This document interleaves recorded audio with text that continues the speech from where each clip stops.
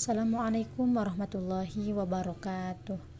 Alhamdulillah walhamdulillah tsumma alhamdulillah amma ba'du. Puji syukur mari sama-sama kita panjatkan kehadirat Allah Subhanahu wa taala. Shalawat dan salam semoga selalu tercurah limpahkan kepada nabi kita, yakni Nabi Muhammad sallallahu alaihi wasallam. Yang saya hormati dosen mata kuliah tafsir yang mudah-mudahan selalu ada dalam lindungan Allah Subhanahu wa taala. Sebelumnya, perkenalkan nama saya Ainur Jamilah. Saya ucapkan terima kasih kepada teman-teman sekalian yang senantiasa menonton video singkat dari penjelasan ini. Jangan lupa like, komen, dan subscribe ya teman-teman. Untuk pembahasan kali ini, kita akan membahas mengenai objek pendidikan menurut Quran Surat At-Tahrim ayat 6. Untuk poin yang pertama, di sini ada definisi dari pendidikan. Pendidikan merupakan totalitas interaksi manusia untuk pengembangan manusia seutuhnya.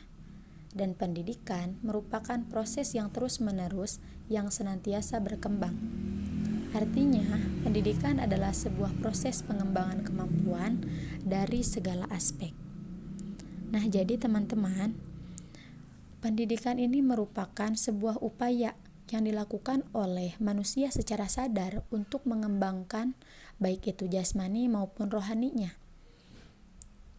Untuk apa? Untuk mencapai tujuan, yaitu ingin memiliki ilmu. Nah, apa sih gunanya ilmu? Yaitu untuk memperluas wawasan bagi keselamatan dunia dan di akhirat. Dengan ilmu, kita akan mengetahui apa saja hal yang ada di dunia ini, baik itu ilmu umum maupun ilmu agama.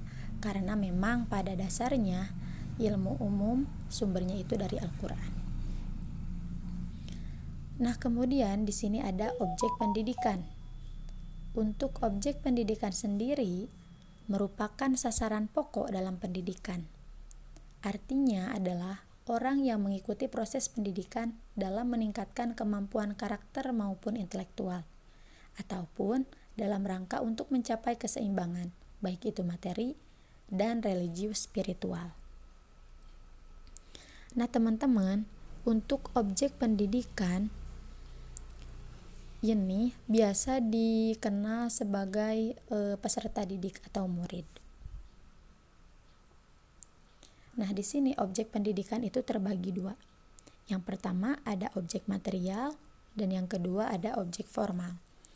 Untuk objek material sendiri adalah manusia atau siswa maupun peserta didik yang artinya masyarakat yang dalam ruang lingkup sosial.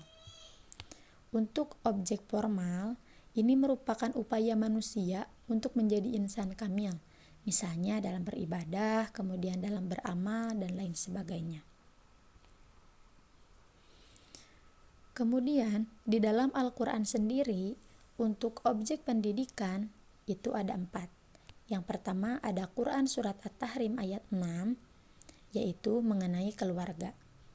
Yang kedua Quran Surat Asy-Syu'ara ayat 214, yaitu mengenai kerabat terdekat. Untuk yang ketiga ada Quran Surat At-Taubah ayat 122, yaitu masyarakat dan bangsa.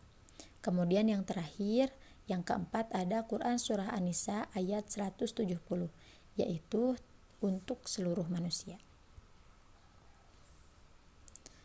Untuk yang pertama yaitu keluarga.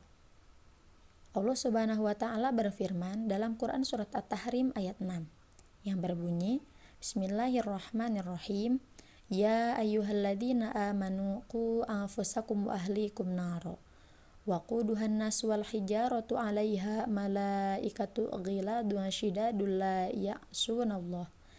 ya'sunallaha ma amarahum wa yaf'aluna ma yu'marun. Yang artinya, hai orang-orang yang beriman, peliharalah dirimu dan keluargamu dari api neraka yang bahan bakarnya adalah manusia dan batu. Penjaganya malaikat-malaikat yang kasar, keras dan tidak mendurhakai Allah terhadap apa yang diperintahkannya kepada mereka dan selalu mengerjakan apa yang diperintahkan. Nah, teman-teman sekalian, dalam garis besarnya firman Allah Subhanahu wa taala dalam Quran surah At-Tahrim ini, yaitu keluarga yang merupakan unit terkecil dari sebuah komunitas yang ada di masyarakat. Nah, yang dimana setiap anggota keluarga ini memiliki tugas dan fungsinya masing-masing. Selain daripada bertindak dan menjaga diri, maka harus juga bertindak untuk orang-orang yang sekitar, terutama dengan keluarga, seperti hanya berinteraksi dengan baik, penuh dengan toleransi, saling menjaga, dan menghargai satu sama lain. Jadi di dalam Al-Quran surat At-Tahrim ini, bahwa objek dari pendidikan tidak berasal oleh Allah Subhanahu wa taala secara global. Akan tetapi objek pendidikan dari surat ini adalah keluarga, baik itu istri, anak, maupun hamba sahaya.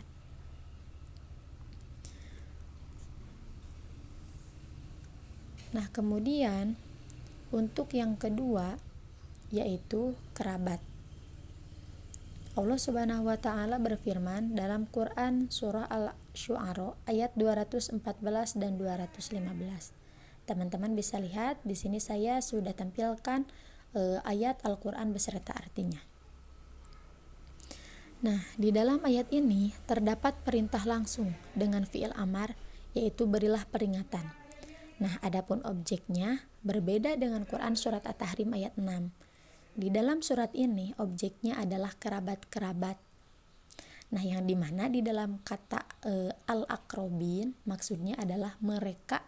Nah, mereka di sini ditujukan kepada Bani Hashim dan Bani Muthalib. Kemudian diberilah peringatan secara terang-terangan oleh Nabi Muhammad SAW. Nah, akan tetapi untuk makna dari al-aqrabin ini tidak hanya untuk mereka yaitu Bani Hashim dan Bani Muthalib, akan tetapi untuk semua umat Islam. Jadi garis besarnya Allah Subhanahu wa taala menjelaskan kepada Nabi Muhammad SAW melalui malaikat Jibril tentunya untuk selalu mengajarkan dan memberitahu bahwa kerabat-kerabat yang terdekat haruslah bergaul dengan lemah lembut kepada sesama. Kemudian untuk yang ketiga ada masyarakat dan bangsa. Ini dijelaskan oleh Allah Subhanahu wa taala dalam Quran surah At-Taubah ayat 122. Yang artinya, tidak sepatutnya bagi mukminin itu pergi semuanya ke medan perang. Mengapa tidak pergi tiap-tiap golongan di antara mereka, beberapa orang untuk memperdalam pengetahuan mereka tentang agama, untuk memberi peringatan kepada kaumnya bahwa mereka telah datang kembali. Nah, teman-teman sekalian, mohon maaf di situ ada yang tifo ya. Manajemen mereka itu dapat menjaga dirinya. Nah, untuk interpretasi dari Quran surah At-Taubah ini dikatakan di dalam suatu riwayat bahwa ketika turunnya ayat illa tanfiru yu'adzibkum adzaban alima, yang artinya jika kamu tidak berangkat untuk berperang maka niscaya Allah akan menyiksa kamu dengan siksaan yang pedih. Nah, kemudian di sini ramailah orang-orang pada waktu itu untuk selalu ikut serta dalam peperangan.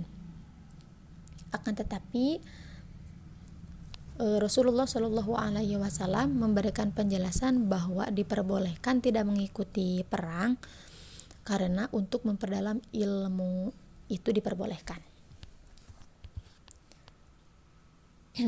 Nah, kemudian untuk yang terakhir di sini ada objek pendidikan menurut Al-Quran itu untuk seluruh umat manusia. Allah Subhanahu wa taala berfirman dalam Quran surat An-Nisa ayat 170, yang artinya, wahai manusia, sesungguhnya telah datang Rasul Muhammad SAW itu kepadamu dengan kebenaran dari Tuhanmu. Maka berimanlah kamu yang lebih baik bagimu.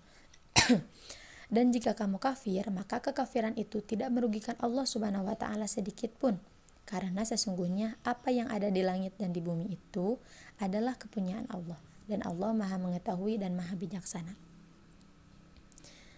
Nah, teman-teman sekalian, dalam Quran surah An-Nisa ayat 170 ini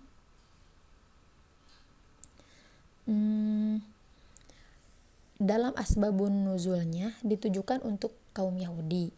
Akan tetapi yang menjadi patokannya adalah bahasa yang digunakan Allah Subhanahu wa taala itu bersifat umum. Nah, oleh karena itu, sebetulnya ayat ini berkaitan dengan objek pendidikan yang secara global, artinya untuk seluruh umat manusia. Maka menjadi sebuah kewajiban bagi setiap umat muslim untuk memiliki misi untuk mendidik. Nah, guna untuk menyebarluaskan ilmu Allah untuk bekal kehidupan di dunia dan kehidupan di akhirat. Rupanya cukup sekian penjelasan dari saya. Mohon maaf apabila banyak sekali kekurangan dan kesalahan. Wallahul muwaffiq ila aqwamit thoriq. Wassalamualaikum warahmatullahi wabarakatuh.